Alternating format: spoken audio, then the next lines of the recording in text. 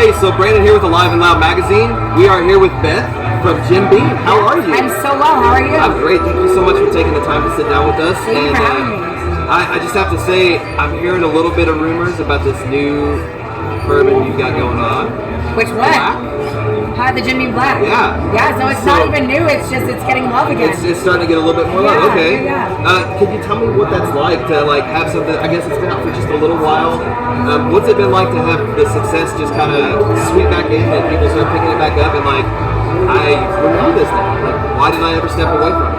Yeah, Jim Beam Black's been around for quite some time, and it's honestly never left being a distillery favorite or a family favorite. So we all have it on our back bar, and we all utilize it for so many different things. But I think that because Jim Beam, we're the big guys, right? Yeah. And when the craft boom happens, everybody was looking for all the different things and trying all of these different brands, which is great. Yeah. I think you definitely should try all the different brands, but don't forget those tried and trues, right? And the people, we're celebrating 225 years of bourbon making history next year, which is, I mean, that's undocumented for most people. Absolutely. And to have something like that where we can rest on so much history and really showcasing people like, yes, craft is something that you may think about the new guys, but there's nothing more craft than what we're doing at Jim Beam. We have the resources and we have the passion and the knowledge and the know-how to be able to go from grain to barrel the way that we do. And Jim Beam Black is a testament to that. I think. Absolutely. So, like, what would you say is, like, all these crafts that are coming out, all these specialties, like, what's the one thing that you would tell somebody who's never really stepped into Jim Beam and it's more like, oh, I love these crafts, I'm not sure about the thing, everybody else has Jack Daniels and Jim Beam and like all these other brands that have been around for a while, like, what would you tell somebody that hasn't had that yet? Because I know it's crazy to say, but there's a lot of people that just don't go for the brands because they're like, oh, they're already established. I like this new age stuff. Right, and you know what? Try what you want to try, definitely. But I think that, like I said, having such a wonderful and storied history that we have, and the knowledge and know-how that we're bringing to it is a testament to what that liquid is going to be like. Absolutely. And so having the opportunity to look at something like Jim Beam Black, which is less than $24 a bottle in most places, one, super value, right? Yeah. And really affordable. You can do it neat or on the rocks or throw it in your cocktails. And sometimes you feel bad about throwing different brands in cocktails because you paid XYZ for the bottle. Yeah. Never feel bad about putting it in cocktails, I'm telling you that now. Yeah. But having that opportunity to really just kind of showcase it on so many different levels and really have it for the masses is super important. Absolutely, I totally agree. What would you say has been the experience leading up to this festival specifically? Like, how have you guys been preparing and like hunkering down and just getting ready for this? Praying for no rain. I think that's where it started. But no, I think it's all about bringing unique experiences. And if you've been able to go through some of our footprints over there, you get to see like the Tiki Bar, which has amazing frozen cocktails, which is great for a day like today. And they're delicious as well, which is even better. And so that kind of showcases. We've got the Knob Creek booth where you can go in and actually see all of the different things that we're doing cocktail-wise. We've got cocktail smokers in there alongside some great meats that are going to be in there. Basil Hayden's is over there with its own footprint. I Don't Cover Maker's Mark, but they're over there as well with an awesome footprint with some Clayton and Cream stuff over there. So really just having all of these different ways of showcasing our brands, because we do have so many unique brands that have their own life that live outside of just this James B. Beam Distilling Company umbrella.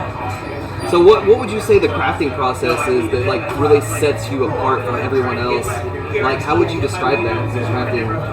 I think the fact that we have such our yeast, first and foremost. We've been propagating the same yeast since 1935. Wow. And that's something that no one else is doing. And if they're propagating their yeast, it's definitely not that old. Yeah. And that's what makes it really Jim Beam. Like I refer to it as that almost as an affectionate way to refer to it, but that funky nuttiness that you get out of Jim Beam, that comes from our yeast strain. And if we didn't have that, if we lost that, we would lose so much of our brands. But on top of that, just the process and how we have just a very specific way of making sure that our brands are right every single time and perfect, down to the smallest iota of a percentage.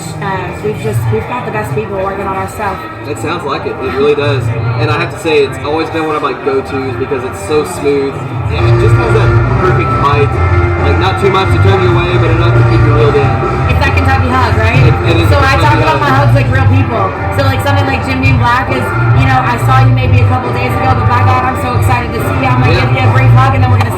for a while, you're not going to forget about it, right? Absolutely. So like that's the hug that you get from Jimmy Black, and really get to experience that. It's never too much for that next step. 100%. So who are some artists that you would like to catch or that you have caught so far that's really stood out for you? I haven't caught any yet, unfortunately. Oh, really? And I just flew in last night, so I didn't get to see everything that happened last night. Joan Jett would have been amazing, and so Foo Fighters are, I mean, hands down, one of my favorite bands of all time. Absolutely.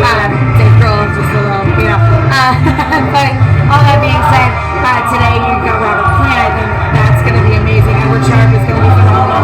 I am a huge Alison Krauss fan, so seeing her on there, I mean, I was telling somebody earlier, I used to think I was Alison Krauss when I was a child.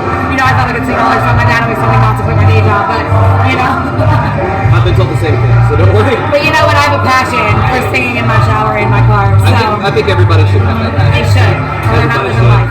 But I was gonna say, to touch on that crafting experience, like how many people would you say that your main distillery get like as visitors, and like what's that been like for you guys? I don't want to say a number because I don't know, but it grows every single year. Yeah. It grows every single season. We're just seeing so many more people, one, interested in the bourbon trail as a whole, and two, wanting to see the home place of bourbon for the James William Distillery Company. We've got so much storied history all wrapped within the walls of Claremont. And honestly, we have two other distilleries as well in Boston, Kentucky, and Frankfurt that are doing their own thing to help us produce as much as we need to produce. But we're producing 600,000 fish barrels a year, which is that's an insane That's amount. almost unheard of. Right. I mean, it really is. it's a lot of liquid that's going out, but there's such a passion for it in the market. People want it, so why would we not give it to them, right? You've got the way to do it. Exactly. But yeah, so just to kind of go off of one last question here, at a festival setting like this, what would you say is the best experience